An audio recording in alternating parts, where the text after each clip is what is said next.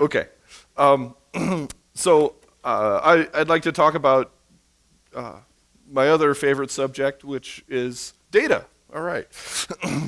um, so with the Van Allen probes marching through the inner magnetosphere, these well-instrumented satellites, we're now able to look at a connection between the plasma and the fields that I think has been underappreciated. It's been mentioned quite a bit, though, this meeting, because this is a MI coupling meeting, and that's pretty nice. And that is the nonlinear feedback of plasma pressure in the inner magnetosphere. So as some amount of pressure is located in the inner magnetosphere, what does it do? We have this, in pressure balance, diamagnetic inflation of the magnetic field. So a magnetic field line that might be, okay, is it going to go? There we go. That might be a dipolar line right here.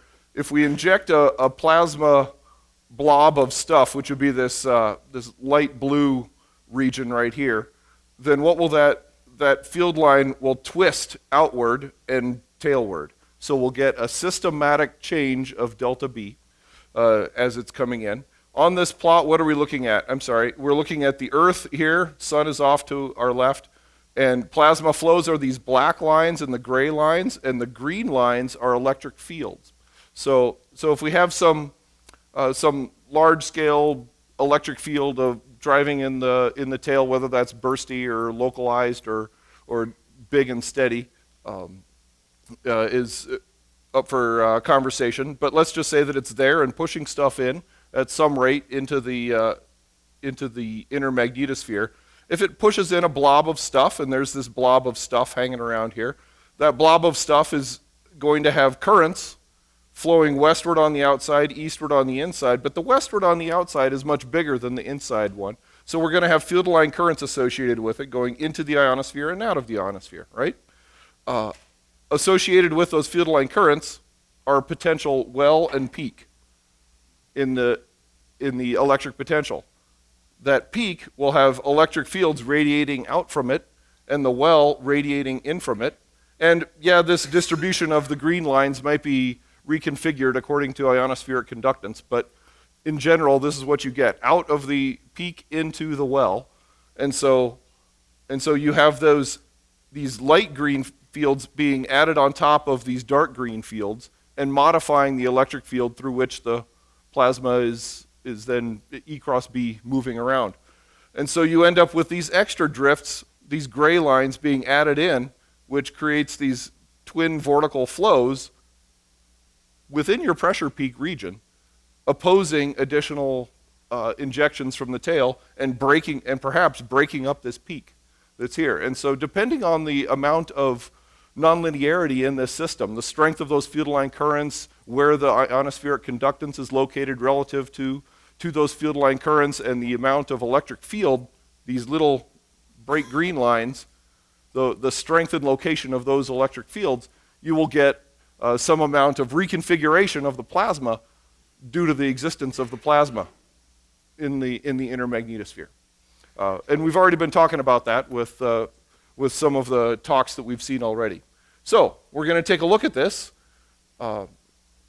for one particular event in the Van Allen probes era.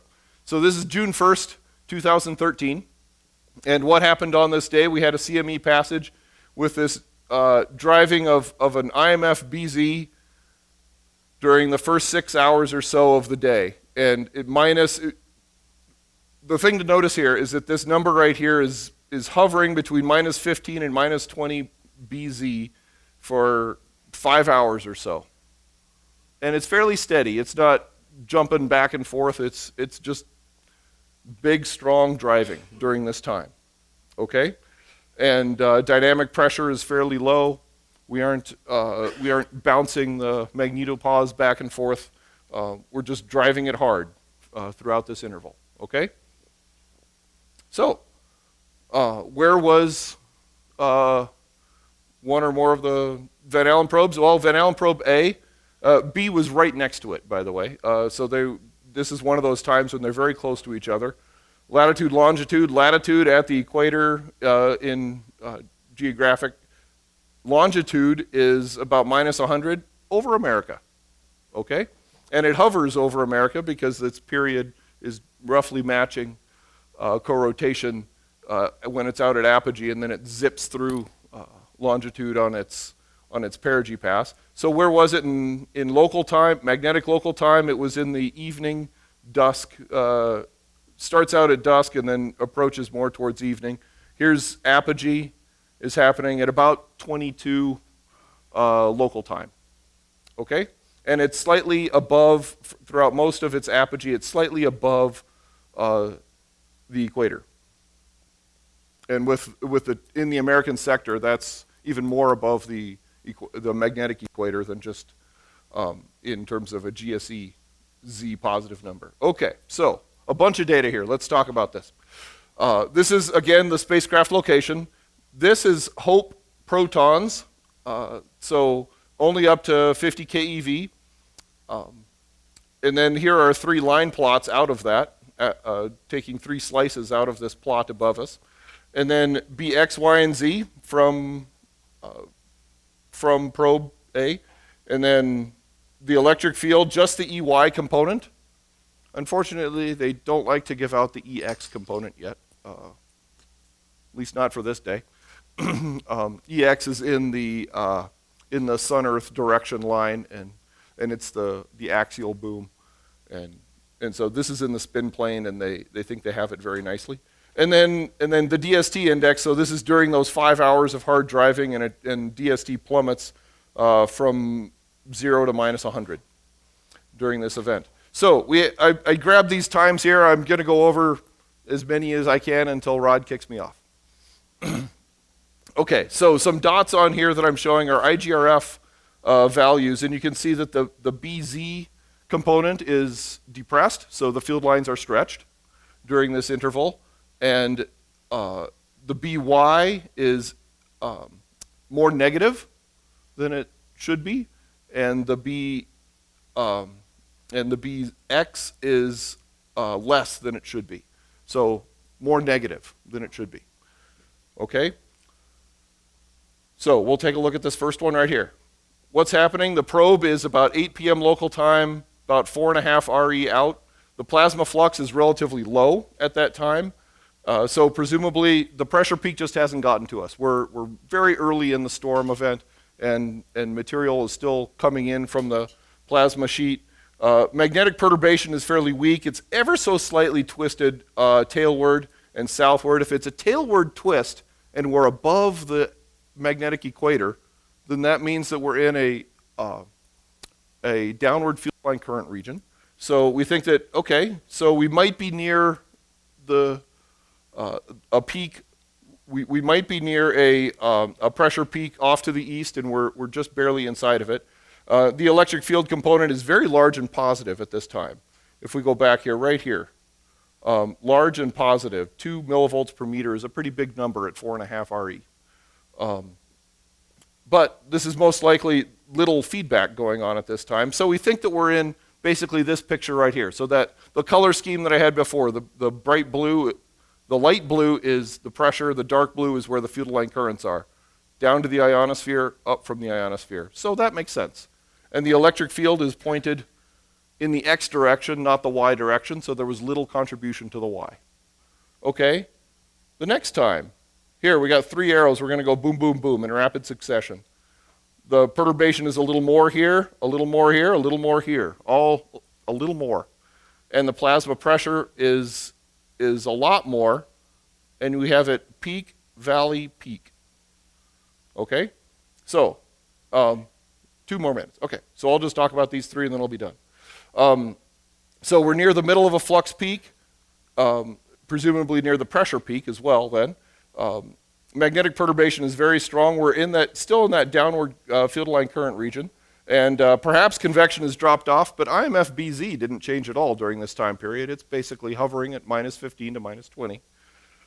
So the inference is that the E field is likely a strong perturbation, because we see here during these 3 it drops dramatically, and in fact there's this massive spike negative during that time. Okay, so we're here. And then during the next spike, what happened, this is a spike downward. It's right before these two drops in magnetic field, but it's right at the pressure. So what's happening here? We're probably right in the middle with a big, strong negative EY, canceling the positive EY of some large-scale field, and then it breaks apart, and the field goes back to the background field. The plasma pressure drops away, and then third peak over here now is where we have this really strong twist on top of a strong plasma pressure again. And so what's going on here? Those two peaks just moved over, and now we're back inside of the pressure peak. So what was one pressure peak got split up into two, and we entered another downward field line current region after a brief hiatus of not being in a pressure peak because of strong feedback.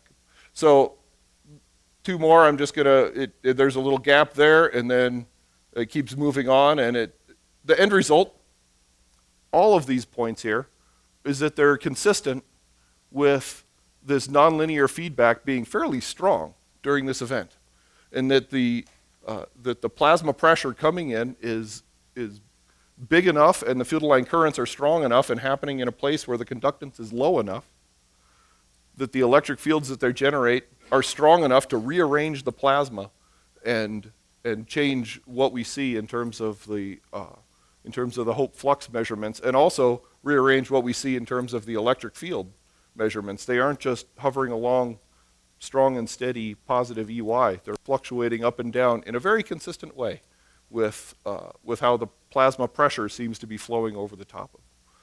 Thanks.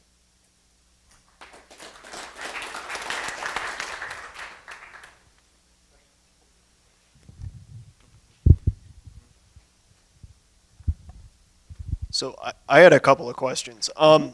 With the, do you expect any kind of dissipation in the ionosphere? Or is it just the field line current goes in and then goes across in the ionosphere and comes right back out again with the same magnitude that went in? The current loop has to close. Right. So it goes somewhere. Yes, it might be causing some heating along the way. Okay. There could be energy dissipation in that form, but the current still has to flow and close. Right. Yeah. So where it's closing. Is there like any kind of ground-based observations you could have that might support? Yes. Like, I didn't include any in this 15-minute talk, but that's the hope, is that we can go in and look at super darn data during this time. We're over the American sector. Okay. This is a good time for ground-based measurements. Could I ask of many kinds. Another quick question. If you have two field-aligned currents and they're suddenly breaking, wouldn't there be a perturbation in the magnetic field you'd see that would be associated with this like reconfiguration? You're in the middle of where the two field-aligned currents are flowing, and then the plasma pressure peak is what breaks. And when the plasma pressure peak breaks, now the westward current that was flowing around it is diverted. Okay. And you create two new field line current pairs. Does that make sense?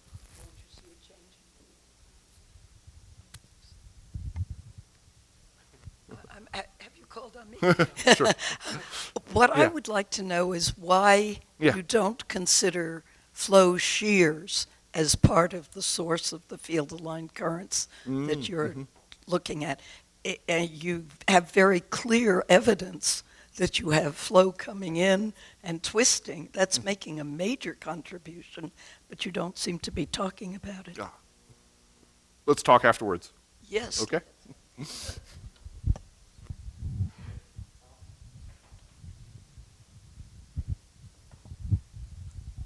Is there a relationship between what you're calling nonlinear feedback and what some of us call ring current shielding? Exactly. It's totally ring current shielding, but yeah, so why am I saying it's different? Because it's not just a dawn to dusk shielding of the large scale field during that happens in a nice steady state condition where you can reach that type of an equilibrium, and then you'll have this field, you'll have the pressure peak wrapping all the way around from dawn to dusk, and the two field line currents will cancel the large-scale electric field inside the inner magnetosphere so that you'll get zero convective electric field in the inner magnetosphere. Yes, I totally agree with, with that. During the storm time, though, you get all these little transient blobs coming in that are very localized. They aren't wrapping all the way around from dawn to dusk. And so, yes, just a localized version of that. Mm-hmm.